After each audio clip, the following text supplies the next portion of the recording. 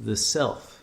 And by the self we mean consciousness in its pure original form, before it is conditioned by all of the indoctrination that we received in our childhood and in an ongoing way by all of the messages we get from society and from each other. Before that, before we were defiled, when we didn't need to be cleansed, in that pure state of consciousness, in its purest, uncontaminated, untraumatized form, we are infinite beings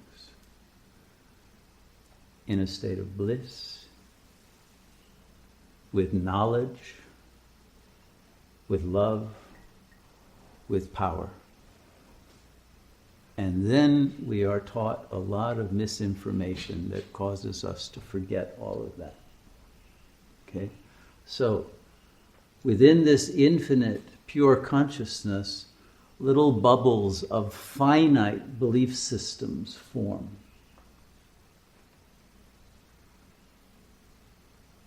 And when such a bubble forms, in which there is an identification, usually with the bodily form, but also with particular attitudes toward the body, toward the world, toward others, toward yourself, we call that an ego. And that little finite bubble of consciousness gets cut off from the rest of consciousness and forgets about everything outside of that bubble.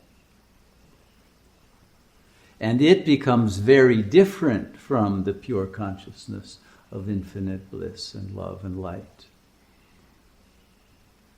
And because we forget to pop the bubble and return to the wholeness of who we are, which is called ego death, by the way. It's not really a death, it's a return to the eternal life of the infinite self. But that popping of the bubble is what we need often some help with.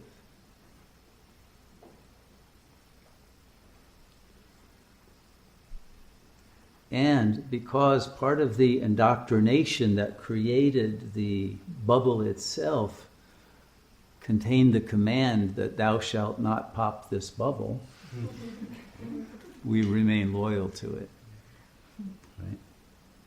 That's our job, to keep that bubble strong. Because if we didn't have that bubble as our walls of consciousness, we wouldn't know who we are. That's what we're taught, right? Although it's the bubble that makes us not know who we are. So we've turned everything inside out. Meditation is simply the popping of the bubble, nothing else. And then you realize, indeed, nothing has changed, because all along, all there has been is the infinite consciousness, because the bubble was not really real.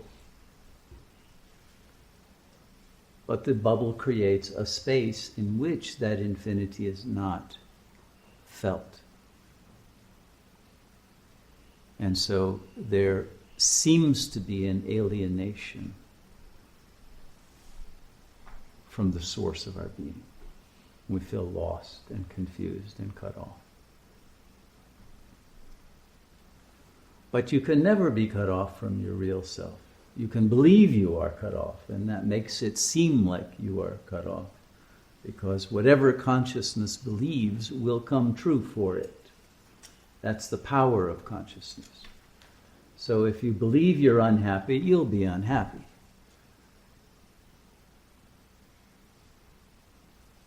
If you recognize that that is only a belief and can let it go, your natural state, without having to believe you are happy, is happiness. And that's how you know it's not another dream. You don't have to believe it. And therefore meditation is a state without beliefs. Beliefs create dreams, illusions, sometimes delusions. So you want to be in a state without beliefs, including the belief that I exist as a separate creature in a finite body that's perishable and that is subject to all sorts of defilement and confusion and loss and pain and suffering, etc. That belief is what has to be popped.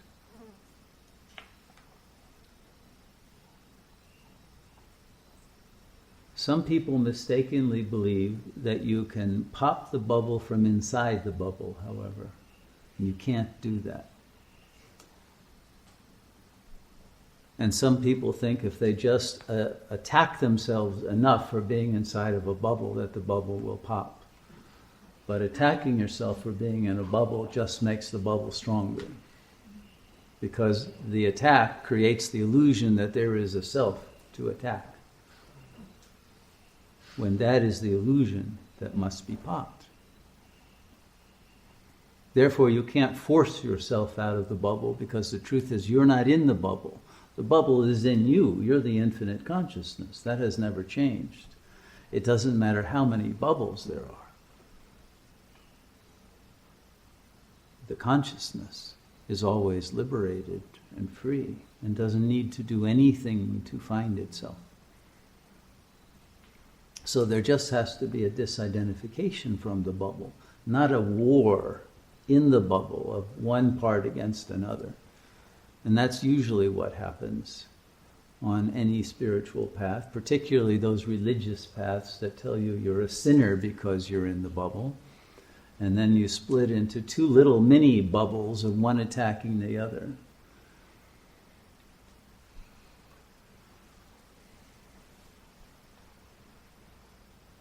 And so the first step, if you're going to meditate, is to accept yourself as you are. But to know that what you are is not what you think you are.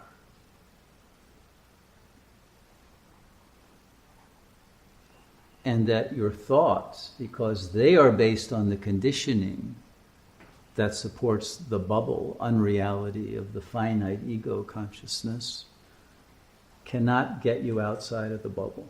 The only way to get outside of the bubble is to stop thinking. It's when we stop thinking that we remember who we are. That is pure awareness in which thinking appears, but is not itself a state of mind or a type of thought or a mode of processing. It's pure presence. And so meditation is simply the enjoyment of pure presence.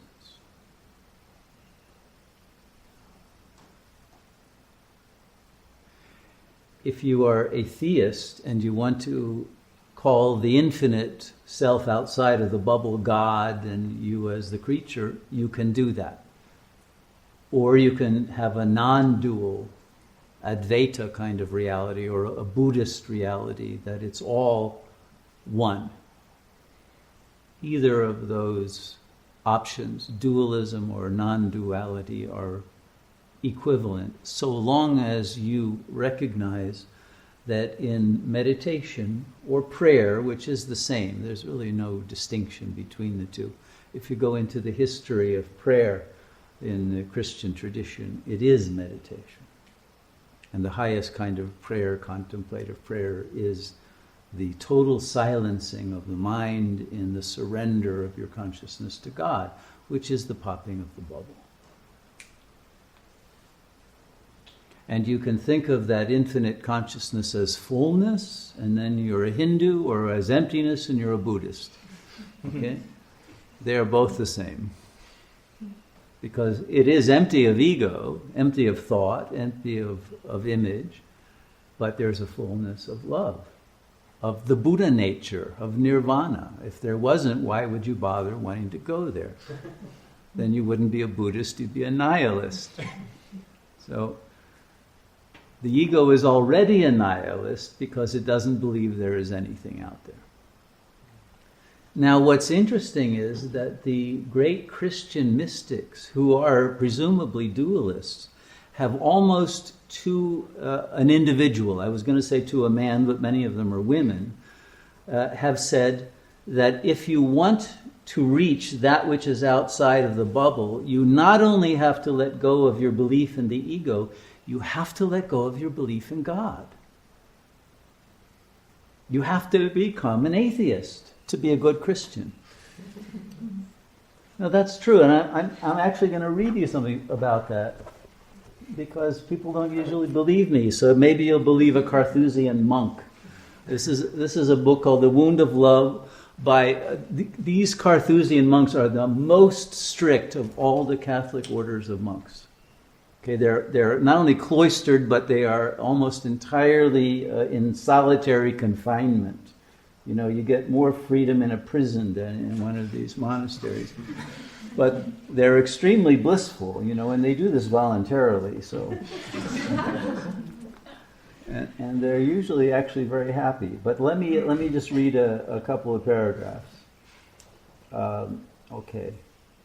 And this particular monk is talking about how all his beliefs about God and the path that the bliss he would reach as a monk, it all collapsed, and he entered into the dark night of the soul. And he felt totally lost and wondered, why did I come to this monastery? What an idiot I was, right? And so one after another, the elements of this solidly constructed world collapsed. This is the world of Christian belief in his case. They all depended on a certain idea of God, and this idea has now vanished. One spoke a great deal of the death of God a few years ago, often in an unacceptable way, but permit me the risk of saying that for all of us, God must die at a certain moment. In one sense, only the atheist can truly believe in God. Let me explain. It is necessary that the God of our imagination die. The God of our projections, of our desires, who is none other than our ego deified. This is a very important point. For Sunday school children, that's what God is your own ego turned into a God reflecting back all of those qualities that you want to believe are your own and protecting you in a very childish, imaginary way. The God who stands alongside the cosmos as something else, who stands alongside the neighbor as someone else, in competition with him or her to win my love. The God of whom it suffices to know the general moral rules in order to do his will. The God infinitely above his creatures' pains in a transcendence beyond reach.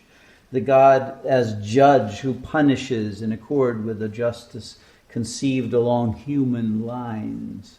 The God who blocks the spontaneity of life and love. Such a God must die to make room for a God strangely close and familiar and yet totally beyond our grasp. A God who bears a human face, who is generosity, overflowing life, gratuitousness, unpredictable liberty, who does nothing in general but is always the you facing the I and the I facing the thou.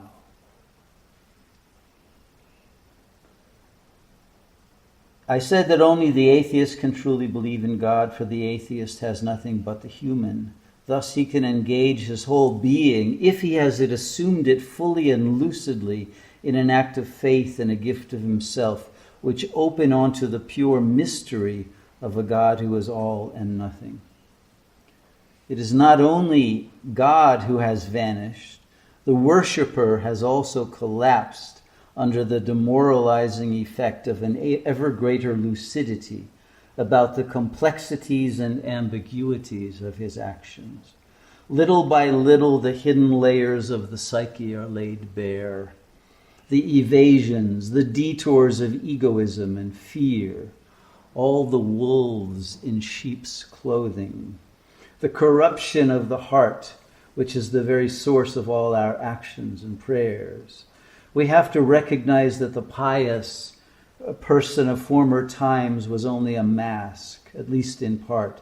Veneration was an instinctive fear before the invisible and the judge. Obedience, a calculation and a constraint. Love, a subjective emotion produced artificially and out of proportion with its meager results in real life. Austerity, the expression of a masochistic desire for self-punishment to allay a neurotic guilt complex. Desire for solitude, the evasion scheme of a crippled personality unable to integrate itself into the life of humankind. So that's not living a godly life. And here is a monk who realized that he went to the monastery for all the wrong reasons, to worship a god that was his own imagination. And in a way, we all have to go through that imaginary quality of belief in order to find the real. But the imaginary belief system has to collapse. To accept ourselves as we are is to situate ourselves in the truth. And in the face of this true self is the love of God, which itself is infinitely rich. Our poverty is the measure of our receptivity, not only with respect to God's gifts, but with respect to God as the union of love. We should aspire to this poverty as a crystal might seek to be perfectly transparent in order to become pure light. In love, this poverty is freedom and joy, like God. Prayer in spirit and in truth, purity of heart, the seeking of God as the self, the spirit of the Beatitudes, it is all the same, and this is our very life.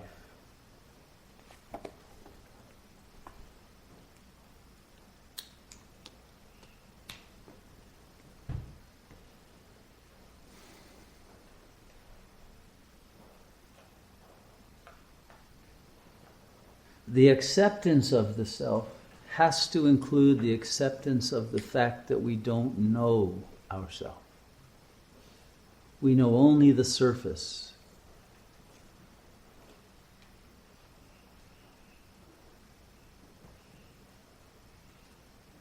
We know only this membrane that is the bubble itself. We don't even know the inside of the bubble, the unconscious mind of the ego, let alone the superconscious that transcends and encompasses us.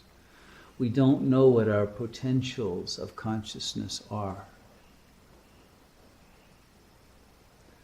And so we need to let go of all of our assumptions, particularly the assumptions of our limitations.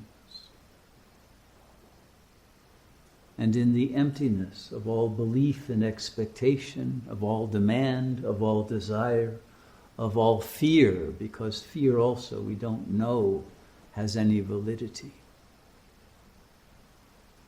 To let go of all of that and to receive what is present as our own consciousness and allow it to reveal itself to us. That is the beginning of meditation.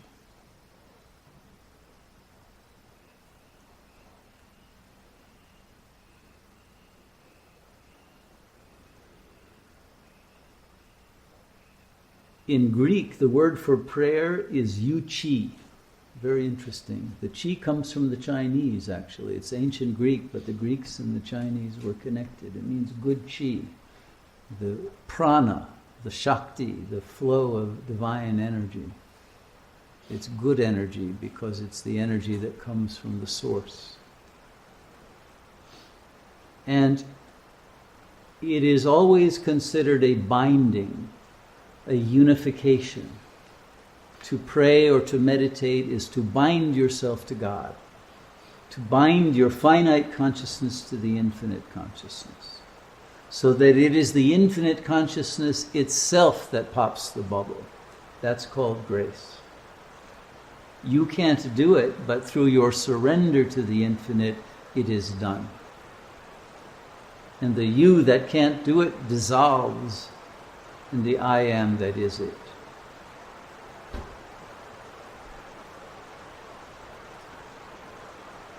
And so meditation is simply that receptivity to grace, in which we pay attention to that aspect of the mind that is beyond language, beyond images, beyond emotions, beyond the mundane, banal concerns of the ego.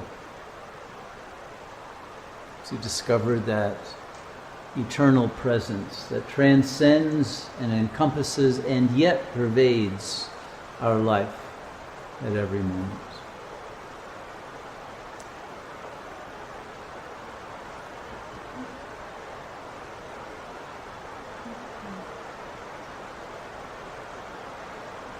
And meditation can only be accomplished in that humility of realizing that we don't know. We don't know the ultimate mystery of God, of the self, of reality, of the unfolding of destiny, of the source of our being, of the latent powers that want to emerge within us and to be channeled into the world as gifts of healing, of love, of beauty, of joy. We don't know. And so anytime you have a thought in which you think you know who you are, whether it's someone good or someone bad, that is to be in the bubble. You don't know. You are a mystery. We need to be lost in order to be found.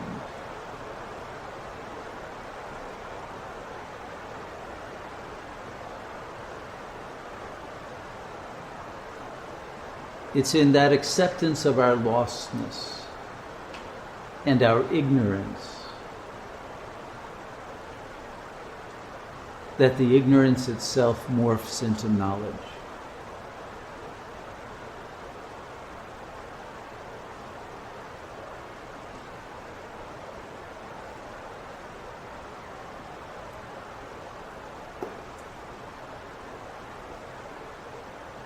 And it's a very peculiar kind of knowledge because it's not a knowledge of an object.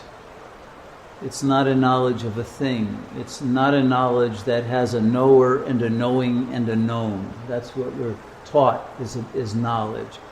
I know that this thing is X. No, self-knowledge has no such triad of division.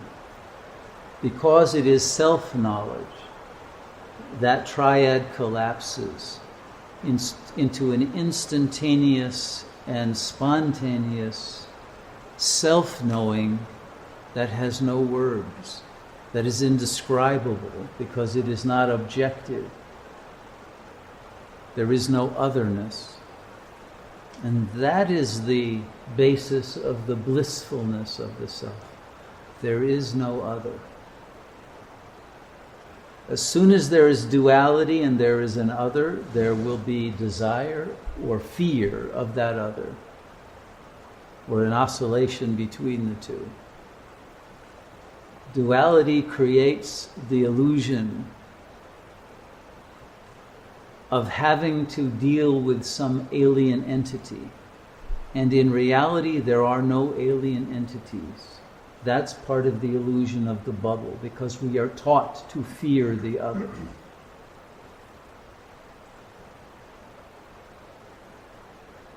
And yet at the same time, we are taught, if we come from any kind of a healthy family or culture, to experience and appreciate the beauty of the other. What is beauty? There are many philosophers today who say that in this postmodern age, beauty has been lost. Nothing is beautiful anymore, not even art. Definitely not music.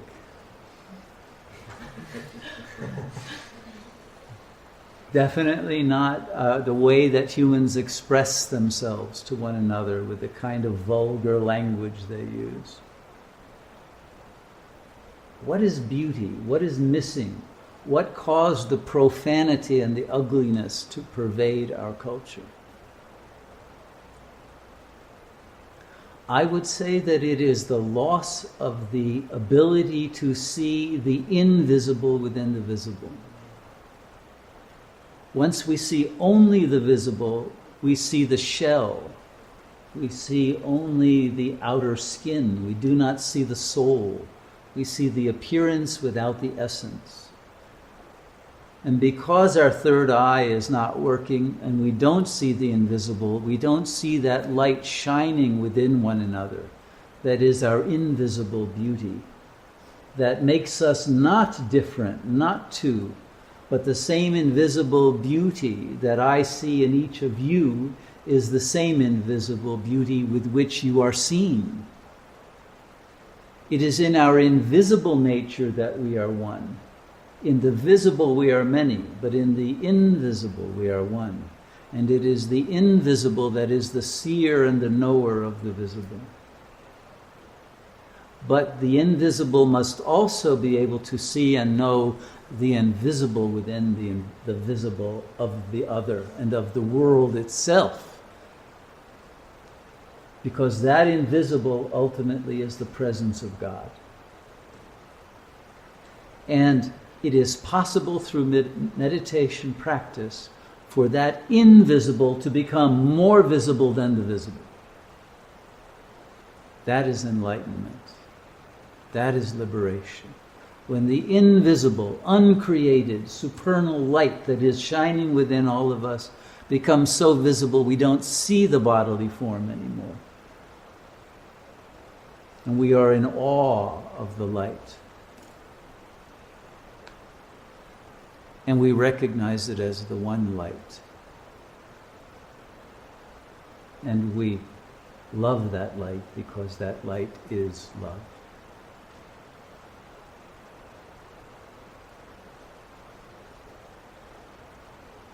Meditation gives us that ability to see. And then once we can see, we can appreciate the beauty even in postmodern music and postmodern art and in all of those efforts to rise beyond the visible, the bubble of the ego consciousness, to break free from our confinement in a finite shell that we ourselves always somehow know is not real and is never enough. But if we have lost our way out of that because we cannot see the invisible, then we'll beat against the walls of the bubble and create more pain and suffering and agony. And that is what we will express in our art and our music. And so we must use the postmodern idioms of our music to express the capacity to see and to rise up beyond the ego's limitations and to realize that real self that is always there, just infinitesimally beyond the finite. And once that membrane is broken through, we are free forever. And it requires doing nothing except silencing the mind that is constantly employed to keep the illusion of that bubble there. The walls of the bubble that wall us from God are made of language, of signifiers, of images, of memories, of traumas, of the belief in our defilement or in our badness or in our sinfulness or in our inability to transcend. It's in all of the narratives of our ego. Even the narratives of aspiration to transcend become obstacles because we are already that which is beyond the egoic limitations and illusions. And because we are already beyond it, it is important not to struggle for it, but to simply let go and be. That's all.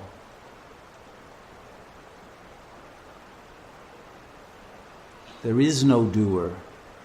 The doer is a false identification with an appearance that shows up in consciousness as an organism. And you believe and project your consciousness into that organism and then believe that the language that is thought by that organism's brain is your mind, when it's only a conditioned set of tapes that have been recorded and that then play over and over again, that have nothing to do with your mind, which is the mind of God. And once the ego mind has been settled and slowed down to silence, then the mind of God can be apperceived as the light and the love and the bliss of the self. But part of the problem is that the loyalty that we have been commanded to believe in the ego has been also put into us as a command not even to be curious about that infinite self and potential that lies beyond it. Or if we are curious, to believe that it's not possible for us, or that we don't deserve it. And so with any of those conditionings, we tend to then get tired in our meditation, and we'll either fall asleep, or we'll start chattering, or wonder when are we going to have dinner, or have some interest in anything other than achieving that realization of the infinite self. And the only struggle that there is in meditation is to not buy into those thoughts and those impulses. You don't have to fight them. Don't get into a war with them, but just don't believe them. Witness them as you would witness the sound of the rain or anything else, without believing you're getting wet just because it's raining out there.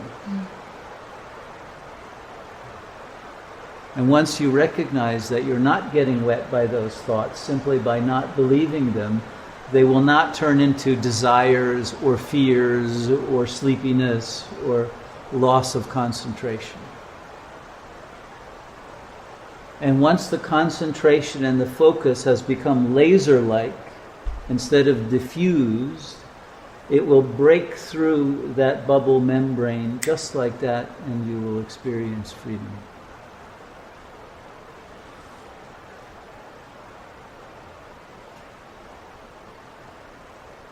So that's all there is to it, and it's natural to us to meditate. Everyone here was a born meditator. It took you many years to lose the ability to meditate. That's called education.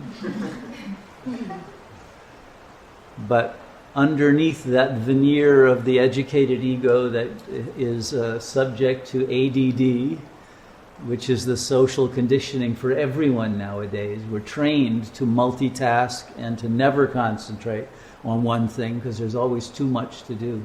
Once we get below that veneer of conditioning, the mind's silence and presence is our natural state. We don't have to do anything to create it. It is our uncreated being.